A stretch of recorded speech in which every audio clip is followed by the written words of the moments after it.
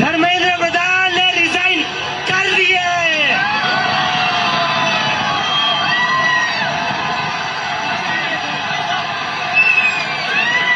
We have bloody done it. क्या कहते थे ये? क्या कहते थे? इस सरकार में इस्तीफे नहीं होते। क्या कहते थे? इस सरकार में इस्तीफे नहीं होते। हम कहना चाहते चुप्पी।